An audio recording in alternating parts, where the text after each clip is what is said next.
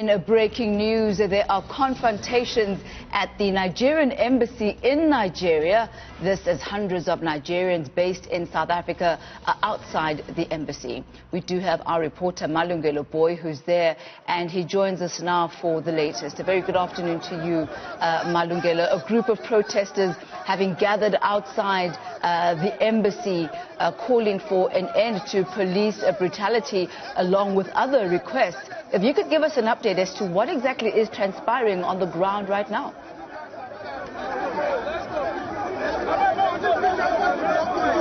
The embassy belongs to you. We are not going anywhere.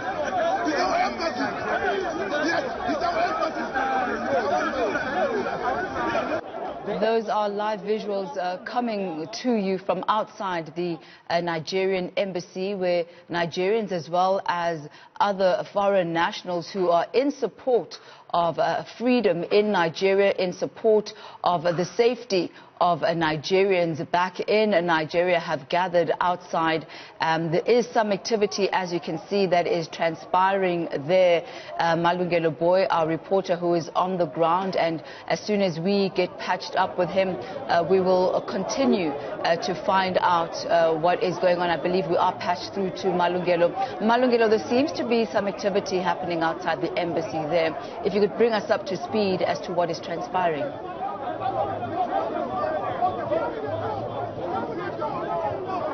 Hi there, Tammy. That's right. In fact, Tammy, there's a lot of Nigerian nationals that are actually outside the embassy. They, in fact, are quite angry. They want to be addressed by their ambassador, who had, in fact, come out, Tammy, to accept their memorandum. But then he accepted the memorandum and immediately went inside. So a lot of Nigerians who are here wanted him, in fact, to address them. I also want you to see how ready the police are. The police officers that you see in front of you are trying to keep these protesters essentially away from this embassy. And of course, a lot of people here are not happy, Tammy, and they've been here really to raise their voices and their concerns about what has been happening in Nigeria over the past 2 weeks, and calling for an end to police brutality. And you can see one of the guys is literally now trying to satellite the Nigerian flag in front of our camera, and some of his colleagues are saying Black Lives Matters, Black Lives Matters. What the protesters also, Tammy, have said was that they've also called on the Nigerian government to set up a body that will then investigate all cases of police brutality in that country. They're saying that it's all good and fair that government has, in fact, disbanded that controversial or notorious SARS unit, but what they need, what they want to see happening, they want to see those police officers that have carried out attacks on innocent civilians, and those that have been torturing civilians. They don't do anything. It's our country. They'll be sitting. We need revolution. We need revolution. See, this revolution. We need revolution.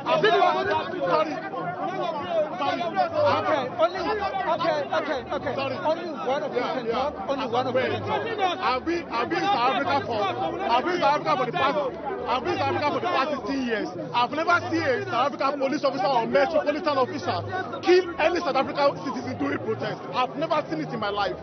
I watched some video yesterday. I slept around 2:30 in the midnight. I cried. I shed tears. I've been in South Africa for the past 16 years. I've never seen any of these officers kill any South African citizen during protest. Rather, they will guide them and caution them. This is brutal. This is total nonsense. And I have one message. Whenever there's any crisis in an European country or in an American country, you will see on social media, Facebook, Twitter, saying whatever life matters, trans life matter, whatever life matters, when there's any terrorism. Now, see how many people are being killed in Nigeria. There's none of any European country that says Nigerian life matters. This is total rubbish. It's total nonsense. It's not, it's uncalled for. Stop interview. All right.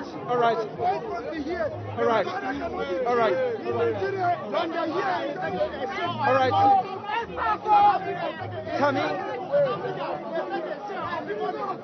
one of the things one of the protesters said was that he has never seen a South African police officer, a metro police officer, killing a protester.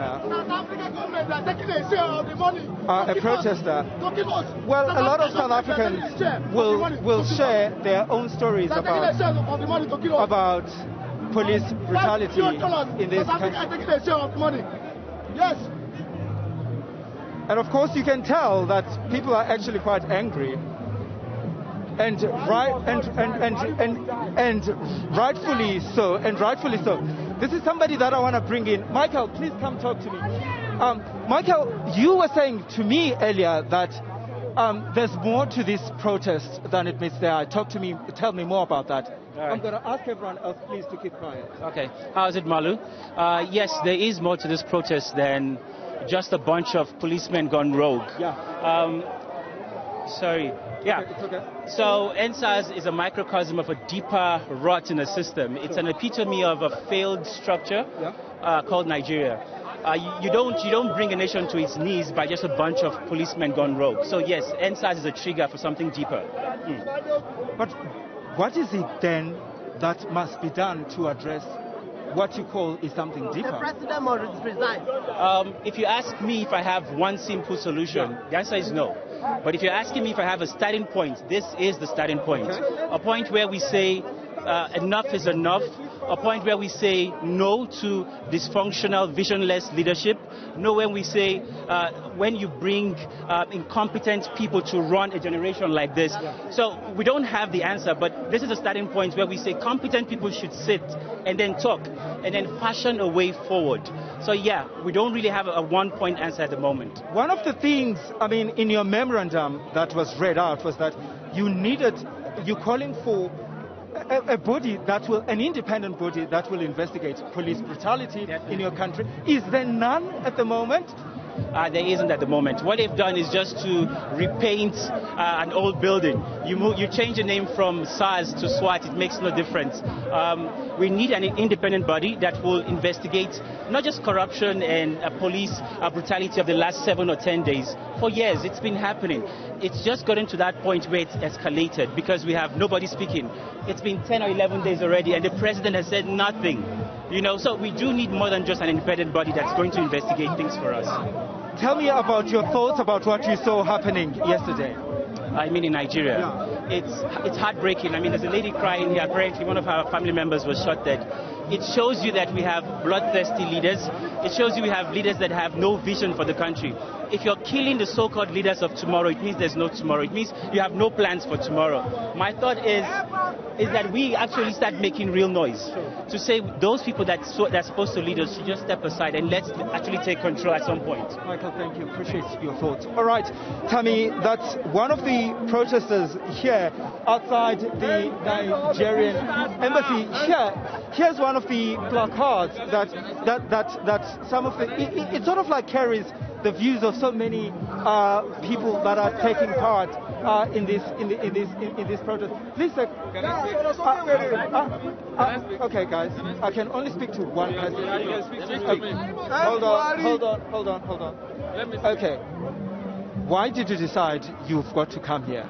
Say again? Why did you decide to come here? I've decided to come here because I'm a Nigerian, and because whatever is happening in Nigeria now, it's not good for. There is no future for our youth in Nigeria presently. Look at what happened at Tollgate yesterday. Look at what happened at Tollgate yesterday. A lot of people died yesterday. We have families, sisters, brothers. The youth, the government of Nigeria are killing the youth. But I mean, you've got to help me understand and perhaps help somebody who's at home also understand, because our understanding is that this special police unit has been there for over 30 years.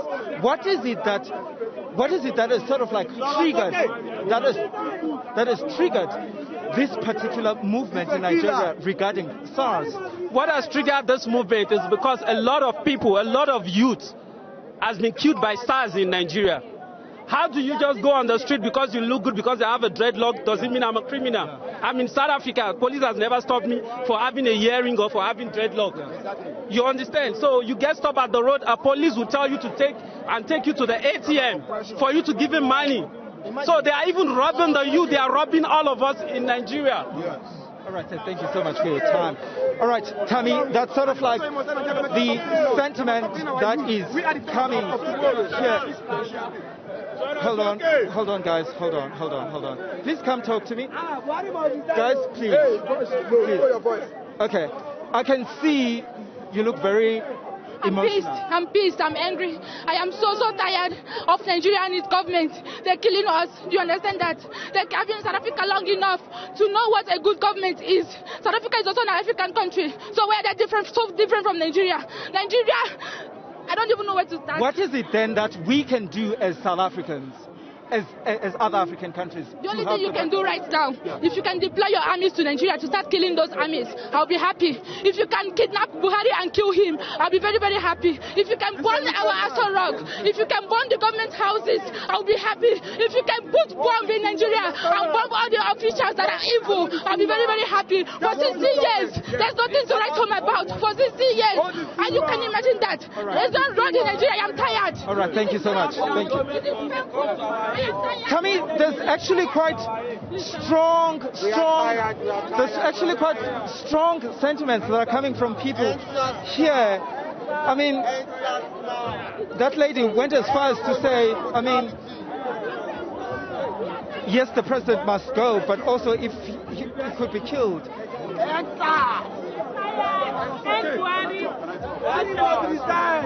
Okay, we can't advocate for violence. We will not advocate. Okay, talk to me. Yeah. What's your name? I'm Dora Igwe. I'm from Nigeria. Okay. I'm one of the Nigerian youth in South Africa. Sure. We are here because of how our government is treating us. Yesterday they opened fire, they shot more than 78 youth. They died this morning. So we are not happy. Our country. Hold on. Did they die? Yeah. Did they die? Is it confirmed? They opened in a peaceful protection. They are doing protests in Lekki toll gate. They were just protesting just where we are. Army came and started shooting everybody. Do you know any? Tell me about the people back home that you know, how they are feeling right now. People are feeling too bad. I did not sleep last night. I did not sleep till this morning. I was hot. I went to the pharmacy before coming here because my heart is bleeding for what they did to my siblings in Nigeria. All right, thank you so much for your time. All right, guys, I'm going to ask so that we can... Okay, we're running out of time, gentlemen. Thank you. All right, Tammy, we're still outside.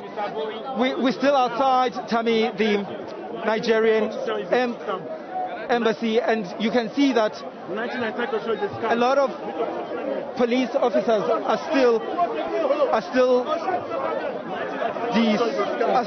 actually still trying to protect. 1999 Constitution is a scam. 1999 Constitution is a scam. Are essentially trying to.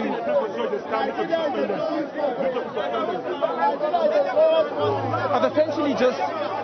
They're standing at the entrances of the embassy in making sure that all the protesters that had gathered here actually don't go inside or do anything that would harm those inside.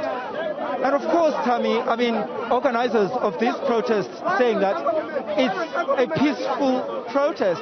But of course, things started to change, especially when we got to the embassy, because people are angry at what is happening back home. And also when the ambassador failed to speak to them, that actually angered people even more. Tammy?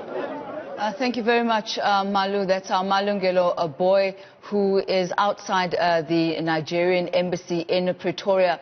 Now, Malu, one of the demands, I mean, we do understand that the memorandum of demands has been handed over to the ambassador, to the representatives, but they want him, from my understanding, to come back out and address them. What are their expectations? What is it that they will get today that will make them feel like they have been heard? Did you get a sense of what those demands are right now?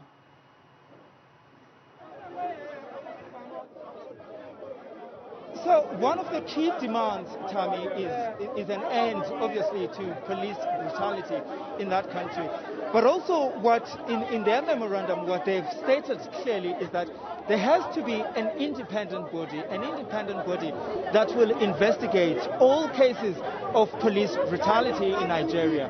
The Nigerians that have been speaking to me are saying that currently there's no such body to probe police brutality in their home country. And it's actually quite puzzling to come to think of it. And also, Tammy, they're also saying that it's what we currently seeing here in South Africa is a sign really of how frustrated Nigerians who are in South Africa are about how government back home is treating ordinary South Africans, ordinary Nigerians. If you could, Malu, perhaps take us through what happened at the top of the hour when the people actually started gathering. What has led us to the point where we are right now with the protesters? I do see a lot of police officers actually lined up at the gates, as you mentioned earlier on. What has brought us to this point? At some point, it looked like it was touch and go, and the tension seeming to escalate.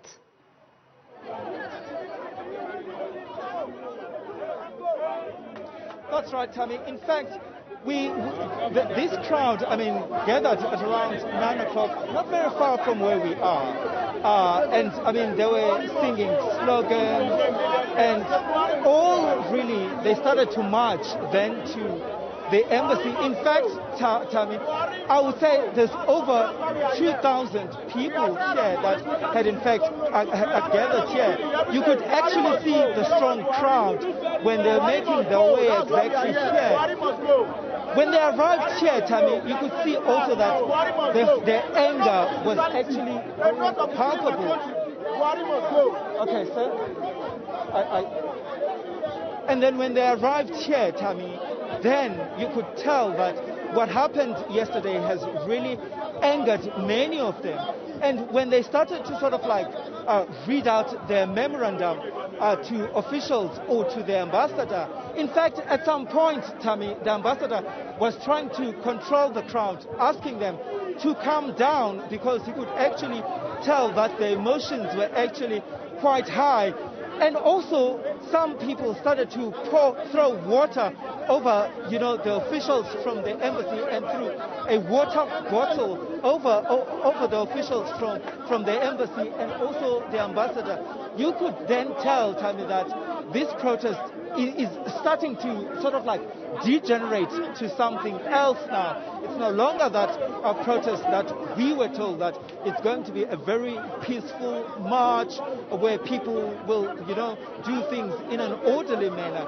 But when they finally, come down and were able then to read their memorandum to the ambassador, one thing that was clear, though, Tammy, is that they are unhappy about what is happening back home. And two, Tammy, they wanted, the Nigerian government to begin a process of ensuring that they form a body that will investigate all cases of police brutality. And they're saying that the issue with SARS also has actually been quite triggering for many of them, saying that this goes beyond just police brutality. It just also shows, it talks to the issue of a failed leadership in Nigeria. And of course, we heard some of the people saying that they want their president to essentially go because Nigeria actually is no better with him at the helm. Tammy? What we normally see with protests and marches, specifically when there's a memorandum to be handed over, is that the crowd will converge at a particular place and move to their designated area where they will be protesting. And after handing over the memorandum of demands to the designated official, the crowd will then disperse. But what we are seeing outside the embassy, the Nigerian embassy in Pretoria, is something quite different. The memorandum has already been handed over, yet the crowd is still there. What it is that they need right now will remain to be seen, and we'll touch base with our reporter Malungelo Booi once again in a short while to see the developments outside the Nigerian embassy.